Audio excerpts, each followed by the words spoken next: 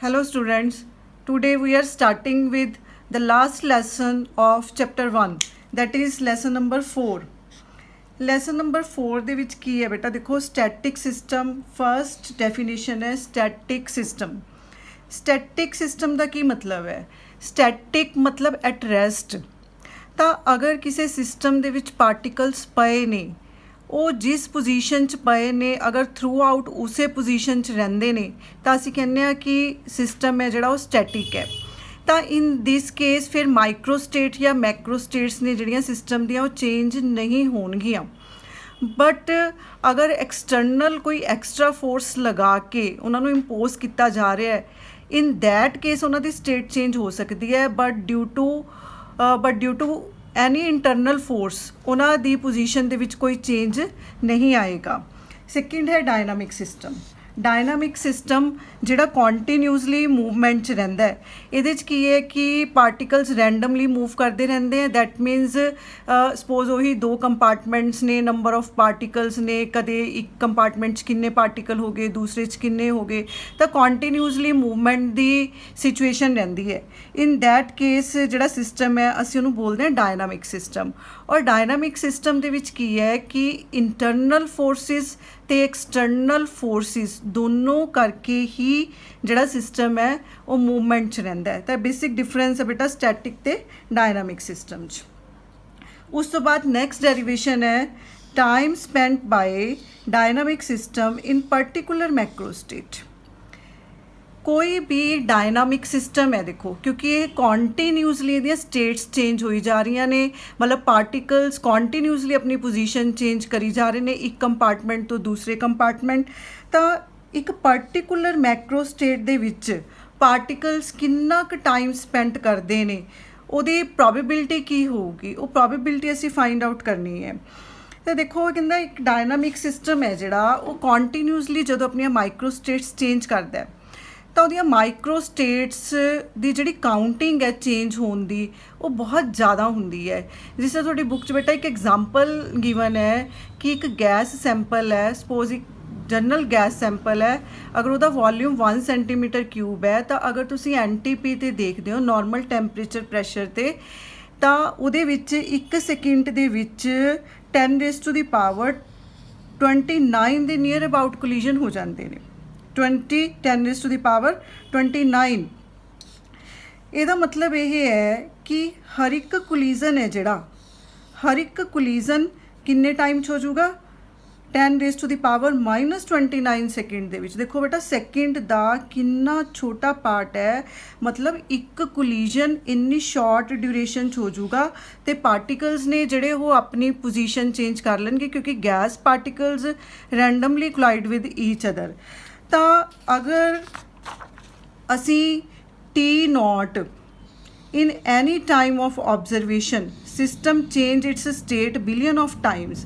T0 ਅਗਰ ਅਸੀਂ consider ਕਰਦੇ ਹਾਂ ਟਾਈਮ ਆਫ ਆਬਜ਼ਰਵੇਸ਼ਨ, ਅਗਰ T0 ਟਾਈਮ ਆਫ ਆਬਜ਼ਰਵੇਸ਼ਨ ਹੈ ਮਤਲਬ ਕਾਹਦਾ ਟਾਈਮ ਨੋਟ ਕਰਨਾ ਅਸੀਂ, ਟੋਟਲ ਉਹਦੀਆਂ ਮਾਈਕਰੋ ਸਟੇਟਸ ਕਿੰਨੀਆਂ ਸਿਸਟਮ ਦੀਆਂ, ਮਤਲਬ ਸਿਸਟਮ ਨੇ ਆਪਣੀਆਂ ਪੋਜੀਸ਼ਨਸ ਕਿੰਨੀਆਂ ਕੁ ਚੇਂਜ ਕਰ ਲਈਆਂ, ਉਹਦੀਆਂ ਕਿੰਨੀਆਂ ਕੁ total number of micro states ਬਣਦੀਆਂ ਨੇ। ਤਾਂ ਸਪੋਜ਼ ਕਰੋ ਅਗਰ ਕੈਪੀਟਲ N ਉਹਦੀਆਂ total number of micro states ਨੇ then T0 is directly proportional to capital N।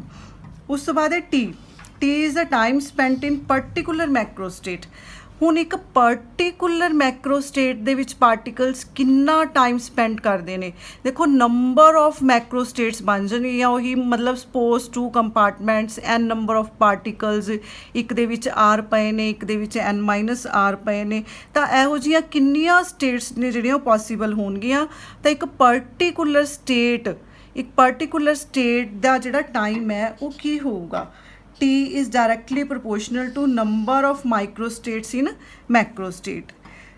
number of microstates in macrostate ਨੂੰ ਅਸੀਂ ਕੀ ਬੋਲਦੇ ਹਾਂ, ਥਰਮੋਡਾਇਨਾਮਿਕ ਪ੍ਰੋਬੇਬਿਲਿਟੀ। ਬੇਟਾ ਦੇਖੋ ਇੱਧਰ ਇਹ ਡਾਇਰੈਕਟਲੀ ਪ੍ਰੋਪੋਰਸ਼ਨਲ ਕਿਉਂ ਲਿਖਿਆ ਹੈ, ਇਹ ਤਾਂ ਲਿਖਿਆ ਹੈ ਕਿਉਂਕਿ T ਅਸੀਂ ਕੀ ਚੂਜ਼ ਕੀਤਾ ਹੈ, time spent in particular ਮੈਕਰੋਸਟੇਟ।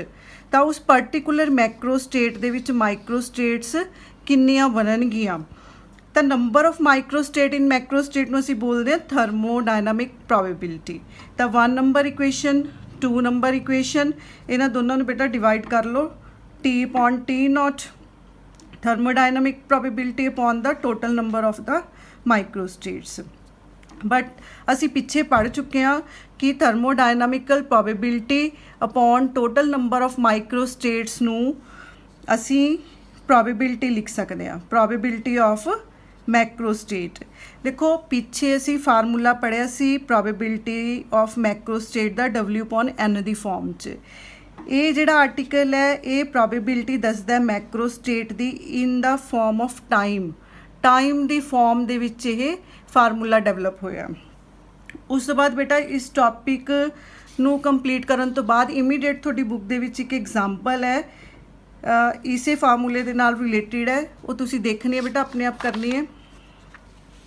Next article है, ये बहुत इंपॉर्टेंट आर्टिकल है, distribution of N distinguishable particles in K compartment of unequal साइजिस।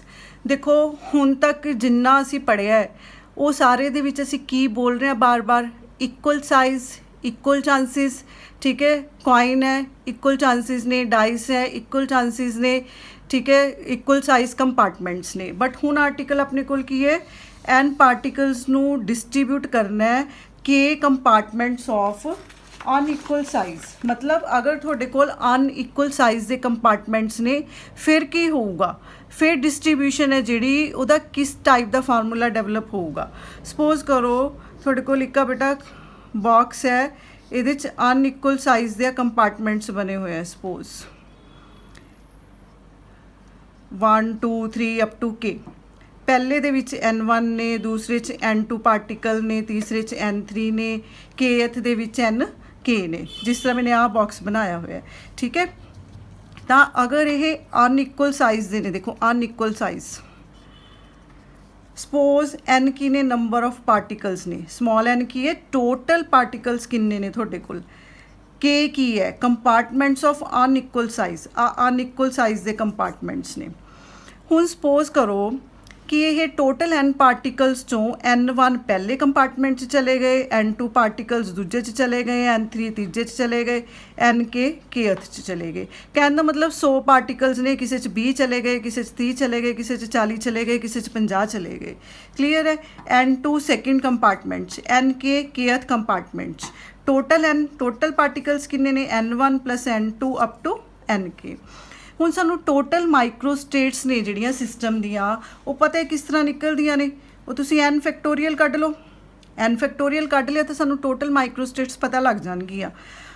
तो हुण इन्हां च मीनिंगलैस अरेंजमेंट्स किन्ने बन गए, टोटल माइक्रोस्टेट्स बन गए n फैक्टोरियल, मीनिंगलैस अरेंजमेंट्स किन्ने बन गए, देखो N1 पार्टिकल्स पए ने first compartment they which, this N1 particles पए ने फस्ट कंपार्टमेंट दे विच, तां N1 पार्टिकल्स दा आपस च अरेंजमेंट मीनिंगलैस है।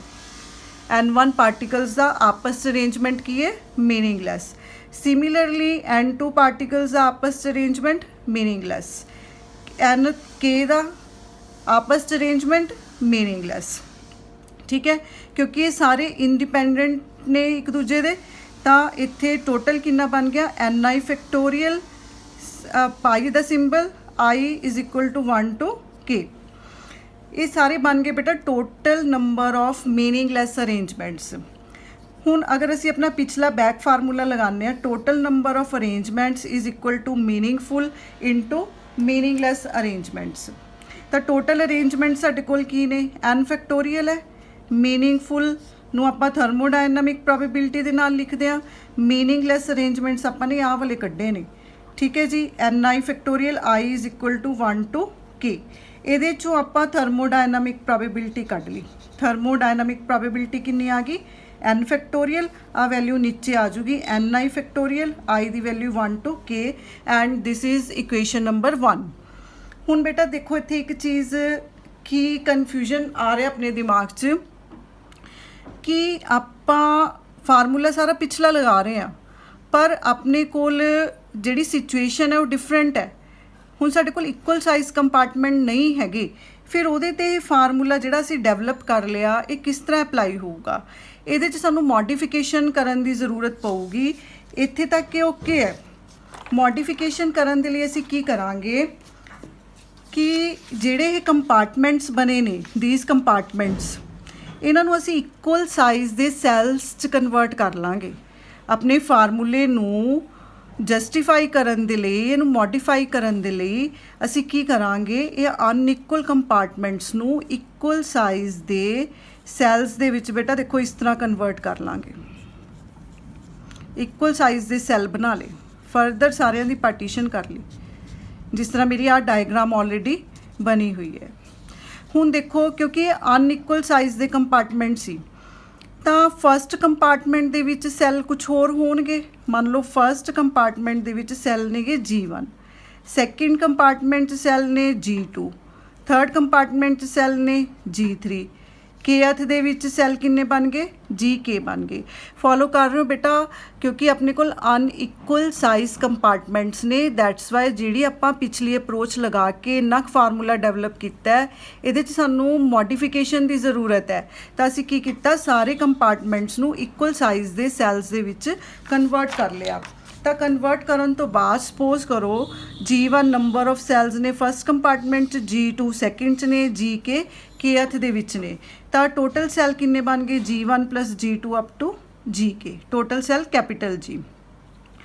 ਹੁਣ ਦੇਖੋ ਇਹਦਾ ਮਤਲਬ ਇਹ ਹੈ ਕਿ ਇਸ ਸਿਚੁਏਸ਼ਨ 'ਚ ਜਿਹੜੇ N1 ਪਾਰਟੀਕਲਸ ਨੇ ਉਹ ਹੁਣ G1 ਸੈਲਸ ਦੇ ਵਿੱਚ ਜਾ ਸਕਦੇ ਨੇ। N1 ਪਾਰਟੀਕਲਸ G1 ਸੈਲਸ ਦੇ ਵਿੱਚ ਜਾ ਸਕਦੇ ਨੇ। ਤਾਂ ਇਹ ਕਿੰਨੇ ਤਰੀਕਿਆਂ ਦੇ ਨਾਲ ਜਾ ਸਕਦੇ ਨੇ, ਉਹ ਤਰੀਕੇ ਕੀ ਬਣ ਜਾਣਗੇ ਫਿਰ, G1 ਦੀ ਪਾਵਰ N1, ਜਿਵੇਂ ਅਸੀਂ ਪਹਿਲਾਂ ਕਰਦੇ ਹਾਂ ਵੀ ਕਿੰਨੇ ਕੰਪਾਰਟਮੈਂਟ ਨੇ, ਕਿੰਨੇ ਪਾਰਟੀਕਲ ਨੇ। ਕੰਪਾਰਟਮੈਂਟ ਕਿੰਨੇ ਸੀ, 2 ਸੀ, ਪਾਰਟੀਕਲ ਕਿੰਨੇ ਸੀ, 4 ਸੀਗੇ, ਠੀਕ ਹੈ। ਬਟ ਹੁਣ ਇੱਥੇ ਸਾਡੇ ਕੋਲ ਇੱਕ ਦੇ ਵਿੱਚ ਕਿੰਨੇ ਬਣ ਗਏ, G1 ਸਾਡੇ ਕੋਲ ਪੋਸੀਬਿਲਿਟੀਜ਼ ਬਣ ਗਈਆਂ, ਪਾਰਟੀਕਲਸ ਕਿੰਨੇ ਨੇ, N1 ਨੇ। ਦੈਟਸ ਵਾਈ ਜਿਹੜੇ N1 ਪਾਰਟੀਕਲਸ ਨੇ ਉਹ G1 ਸੈਲਸ ਦੇ ਵਿੱਚ ਕਿੰਨੇ ਵੇਜ਼ ਦੇ ਨਾਲ ਜਾ ਸਕਦੇ ਨੇ, G1 ਦੀ power N1। Similarly N2 particles ਜਿੰਨੇ ਸੈਕਿੰਡ ਦੇ ਵਿੱਚ ਸੈੱਲ ਨੇ, G2 raise to the power N2, ਤੇ NK ਪਾਰਟੀਕਲਸ ਕਿੰਨੇ ਵੇਜ਼ ਦੇ ਨਾਲ ਜਾ ਸਕਦੇ ਨੇ, GK raise to the power NK। ਤਾਂ ਸਾਡੇ ਕੋਲ ਮੀਨਿੰਗਫੁਲ ਅਰੇਂਜਮੈਂਟਸ ਕਿੰਨੇ ਬਣ ਗਏ, ਮੀਨਿੰਗਫੁਲ ਬਣ ਗਏ ਬੇਟਾ। ਇਹ ਮੀਨਿੰਗਫੁਲ ਕਿਉਂਕਿ ਪਹਿਲਾਂ ਸਾਡੇ ਕੋਲ ਸਿਰਫ ਇੱਕ ਕੰਪਾਰਟਮੈਂਟ ਸੀ, ਹੁਣ ਸਾਡੇ ਕੋਲ ਉਸ ਕੰਪਾਰਟਮੈਂਟ ਦੇ ਵਿੱਚ G1 up to GK cells ਨੇ। ਤਾਂ ਇਹ ਮੀਨਿੰਗਫੁਲ ਅਰੇਂਜਮੈਂਟਸ ਕਿੰਨੇ ਬਣ ਗਏ, ਇਹ ਸਾਰਿਆਂ ਦਾ ਮਲਟੀਪਲਾਈ ਹੋ ਜਾਊਗਾ। ਤਾਂ ਮਲਟੀਪਲਾਈ ਹੋਣ ਤੋਂ ਬਾਅਦ ਇੱਕ ਕਾਮਨ ਟਰਮ ਕੀ ਬਣ ਗਈ, GI raise to the power NI for I is equal to 1 to K। So ਸਾਡੀ ਜਿਹੜੀ 1 ਨੰਬਰ ਇਕੁਏਸ਼ਨ ਤੁਸੀਂ ਦੇਖ ਰਹੇ ਹੋ, ਦਿਸ 1 ਨੰਬਰ ਇਕੁਏਸ਼ਨ, ਇਹਦੇ 'ਚ ਇਹ ਜਿਹੜਾ ਫੈਕਟਰ ਅਸੀਂ ਕੈਲਕੂਲੇਟ ਕੀਤਾ ਦਿਸ, ਇਹਦੇ ਨਾਲ ਮਲਟੀਪਲਾਈ ਹੋ ਜਾਊਗਾ। ਸੋ ਸਾਡੀ ਇਕੁਏਸ਼ਨ ਨੰਬਰ 1 ਕੀ ਬਣ ਗਈ, thermodynamic probability n factorial upon ni factorial into number of meaningful arrangements. ਆਹ ਸਾਰੇ ਕੀ ਸੀਗੇ, ਮੀਨਿੰਗਫੁਲ ਅਰੇਂਜਮੈਂਟ ਸੀ। So equation is n factorial, meaningful ਕਿੰਨੇ ਹੈ, GI raise to the power ni upon ni factorial. ਤਾਂ ਇੱਥੇ ਬੇਟਾ ਇਹ ਆਰਟੀਕਲ ਖਤਮ ਹੈ, ਲਾਸਟ ਆਰਟੀਕਲ ਸੀਗਾ ਇਸ ਚੈਪਟਰ ਦਾ। ਉਸ ਤੋਂ ਬਾਅਦ ਤੁਹਾਡੀਆਂ ਬੁੱਕਸ ਦੇ ਵਿੱਚ ਇੱਕ ਛੋਟਾ ਜਿਹਾ ਪੈਰਾਗ੍ਰਾਫ ਹੋਰ ਹੈ, that is related to equilibrium state of dynamic system. Equilibrium state of dynamic system, ਇਹ ਤੁਸੀਂ ਆਪਣੀ ਬੁੱਕ 'ਚੋਂ ਬੇਟਾ ਰੀਡ ਕਰਨਾ ਹੈ। ਦੇਖੋ ਇਕੁਇਲਿਬਰੀਅਮ ਸਟੇਟ ਕੀ ਹੈ, ਇਕੁਇਲਿਬਰੀਅਮ ਸਟੇਟ ਦਾ ਮਤਲਬ ਹੈ ਕਿ ਉਹ ਸਟੇਟ ਜਿਹੜੀ ਬੈਲੈਂਸ ਰਹੇ ਜਾਂ ਸਟੇਬਿਲਿਟੀ 'ਚ ਰਹੇ, ਉਹਨੂੰ ਅਸੀਂ ਇਕੁਇਲਿਬਰੀਅਮ ਸਟੇਟ ਬੋਲਦੇ ਹਾਂ। ਤਾਂ ਹੁਣ ਕਿਉਂਕਿ ਸਾਡੇ ਕੋਲ large number of system exist ਕਰ ਰਿਹਾ ਹੈ, ਤਾਂ ਲਾਰਜ ਨੰਬਰ ਆਫ ਸਿਸਟਮ ਨੂੰ ਜਦੋਂ ਅਸੀਂ ਸਟੱਡੀ ਕਰਦੇ ਹਾਂ, ਜਾਂ ਅਸੀਂ ਪਿੱਛੇ ਜਿਹੜਾ ਡੈਵੀਏਸ਼ਨ ਵਾਲਾ ਆਰਟੀਕਲ ਕੀਤਾ ਸੀ ਉਹਦੇ 'ਚ ਆਪਣਾ ਐਂਡ ਰਿਜ਼ਲਟ ਕੀ ਨਿਕਲਿਆ ਸੀ ਕਿ ਅਗਰ n ਲਾਰਜ ਨੇ ਤਾਂ ਜਿਹੜਾ ਸਿਸਟਮ ਹੈ ਉਹ ਬਹੁਤ ਜਲਦੀ ਰਿਟਰਨ ਹੋ ਜਾਂਦਾ ਆਪਣੀ ਮੋਸਟ ਪ੍ਰੋਬੇਬਲ ਸਟੇਟ 'ਚ, ਕਿਉਂਕਿ ਉਹਦਾ ਫਾਲ ਆਫ ਜਿਹੜਾ ਸੀਗਾ ਉਹ ਕਰਵ ਦਾ ਫਾਲ ਆਫ ਜ਼ਿਆਦਾ ਸੀ। ਮਤਲਬ ਕਿ ਅਗਰ ਸਿਸਟਮ ਡੈਵੀਏਟ ਹੁੰਦਾ ਹੈ ਤਾਂ ਉਹ ਆਪਣੀ ਮੋਸਟ ਪ੍ਰੋਬੇਬਲ ਸਟੇਟ ਦੇ ਵਿੱਚ ਬਹੁਤ ਜਲਦੀ ਆਉਣ ਦੀ ਕੋਸ਼ਿਸ਼ ਕਰੂਗਾ। ਤਾਂ ਇਹਦਾ ਮਤਲਬ ਇਹ ਹੈ ਕਿ ਅਗਰ ਕਿਸੇ ਸਿਸਟਮ ਦੀਆਂ ਨੰਬਰ ਆਫ ਮੈਕਰੋ ਸਟੇਟਸ ਨੇ ਤਾਂ ਉਹਨਾਂ ਦੀ ਉਹਦੀਆਂ ਮੈਕਰੋ ਸਟੇਟ ਚੋਂ ਇੰਨੀਆਂ ਸਾਰੀਆਂ ਮੈਕਰੋ ਸਟੇਟ ਦੇ ਵਿੱਚੋਂ ਜਿਹੜੀ ਉਹਦੀ ਮੋਸਟ ਪ੍ਰੋਬੇਬਲ ਸਟੇਟ ਹੋਊਗੀ ਉਹੀ ਉਹਦੀ ਇਕੁਇਲੀਬ੍ਰੀਅਮ ਸਟੇਟ ਹੋਊਗੀ। ਤਾਂ ਅਗਰ ਕਿਸੇ ਸਿਸਟਮ ਦੇ ਬਿਹੇਵੀਅਰ ਨੂੰ ਸਟੱਡੀ ਕਰਨਾ ਹੈ, ਉਹਦੀਆਂ ਪ੍ਰੋਪਰਟੀਜ਼ ਨੂੰ ਸਟੱਡੀ ਕਰਨਾ ਹੈ, ਤਾਂ ਉਸਦੀ ਜਿਹੜੀ ਇਕੁਇਲੀਬ੍ਰੀਅਮ ਸਟੇਟ ਹੈ ਉਹਨੂੰ ਸਟੱਡੀ ਕੀਤਾ ਜਾਣਾ ਚਾਹੀਦਾ ਹੈ। ਇਨ ਅਦਰਸ ਵਰਡ ਆਪਾਂ ਕਹਿ ਸਕਦੇ ਹਾਂ ਕਿ ਜਿਹੜੀ ਸਿਸਟਮ ਦੀ ਮੋਸਟ ਪ੍ਰੋਬੇਬਲ ਸਟੇਟ ਹੈ ਉਹਨੂੰ ਸਟੱਡੀ ਕਰਕੇ ਅਸੀਂ ਉਸ ਸਿਸਟਮ ਦੀਆਂ ਪ੍ਰੋਪਰਟੀਜ਼ ਅਤੇ ਉਸ ਸਿਸਟਮ ਦੇ ਬਿਹੇਵੀਅਰ ਬਾਰੇ ਕੈਲਕੂਲੇਸ਼ਨਸ ਕਰ ਸਕਦੇ ਹਾਂ। ਤਾਂ ਇੱਥੇ ਬੇਟਾ ਤੁਹਾਡਾ ਇਹ ਚੈਪਟਰ ਹੈ ਜਿਹੜਾ ਉਹ ਖ਼ਤਮ ਹੋ ਜਾਂਦਾ ਹੈ। ਤਾਂ ਇਹਦੇ 'ਚ ਬਹੁਤ ਸਿੰਪਲ ਪ੍ਰੋਬੇਬਿਲਿਟੀ ਦੇ ਨਾਲ ਰਿਲੇਟਿਡ ਨੂਮੈਰੀਕਲਸ ਨੇ, ਬੈਕ ਕੁਐਸਚਨਸ ਨੇ, ਠੀਕ ਹੈ ਜੀ। ਉਹ ਤੁਸੀਂ ਸਾਰੇ ਆਪ ਟਰਾਈ ਕਰਨੇ ਹੈ। ਦੇਖੋ ਬੇਟਾ ਬੈਕ ਕੁਐਸਚਨਸ ਨੇ ਜਿਹੜੇ ਸਭ ਦੇ ਆਨਸਰਸ ਗਿਵਨ ਨੇ ਤੁਹਾਡੀ ਬੁੱਕ 'ਚ, ਤਾਂ ਇਹ ਸਾਰੇ ਕੁਐਸਚਨਸ ਤੁਸੀਂ ਰੀਡ ਕਰ ਲੈਣੇ ਨੇ। So thanks.